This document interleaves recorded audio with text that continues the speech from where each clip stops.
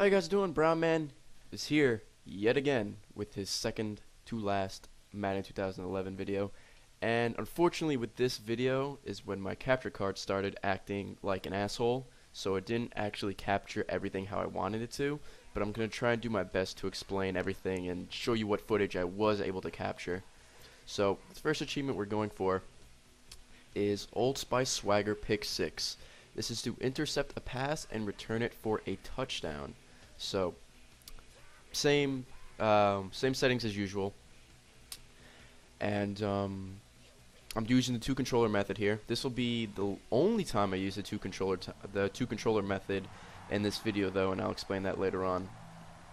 So player 2 is just receiving the kickoff. Nothing special here. And here is where I get the interception for a touchdown.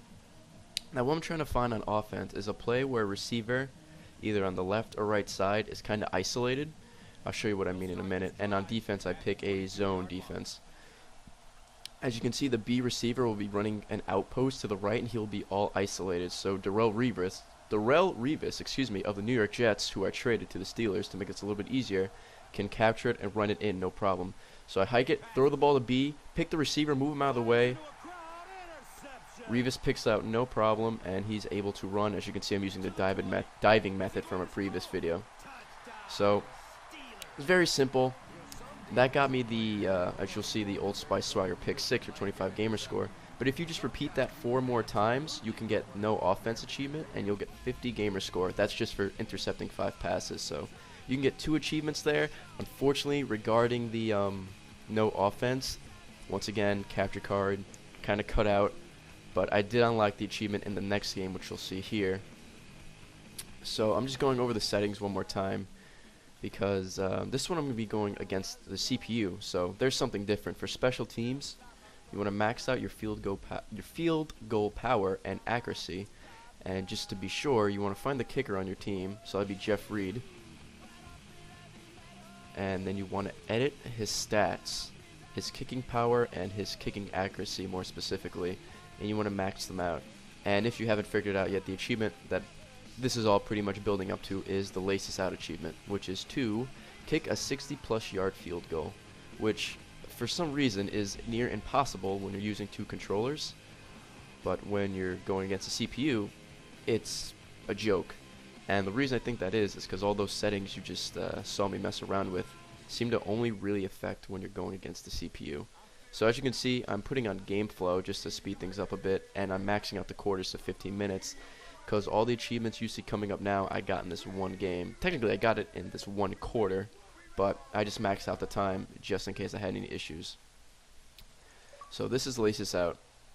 The good thing about this, I'm at midfield. When you go to special teams, it tells you how long the field goal is, or how long it's supposed to be. So as you saw, it was 61 yards. Make sure you point the arrow all the way down, and just get some good power. Make sure you get accuracy close to the center, and there you go. All those stats helped us in a good way, because we were able to get 40 gamer score for Laces Out. So I suggest doing that one, and the 2 I'm going to show you right now in single player. Actually, the one I'm showing you right now, which is for the Elusive man, which is to break 5 tackles in a game, you can do using 2 controllers. I just happen to do that on this in this game. As you can see, I have 3 broken tackles with Chris Johnson, and you may be asking yourself, why do you have Chris Johnson, Darrelle Revis, Champ Bailey, and Peyton Manning on your team? Well, I made a super team because I want them all to be on the Steelers. But anyway, there's the one. That's 1 broken tackle, that is 2 broken tackles, that is 3, and that is 4. So I almost got 5 on just this one run, and I had 3 previously. The reason I showed you this little clip is just to show you pretty much what a broken tackle looks like. So as you saw, it's when you're running, excuse me, it's when your running back just runs the ball and he just pushes off a defender who just tries to tackle him, and he breaks the tackle. And simply put, that's what it is. Alright, this last achievement is for Butterfingers, which is to force 3 fumbles in a game. Now, I thought I was capturing when I got this, but unfortunately I wasn't. So here's the 3 forced fumbles right there. I have 3 of them with 3 different defenders. This is the last one I got. The previous 2 I got on the quarterback. I simply got behind him and just tackled him, and he fumbled it. But this one was on a kickoff, and I just hit this guy head on, and the ball pops out. And that's what a forced fumble is when your defender literally forces the ball out of the player's hand. Another tip I can suggest is when you're tackling somebody, hold left bumper to strip the ball, and that will pop the ball out. And when you get those 2 previous achievements, you just leave the game.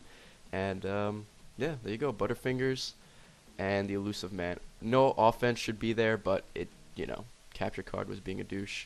Alright, one more video, and then we're finally done. Thank God.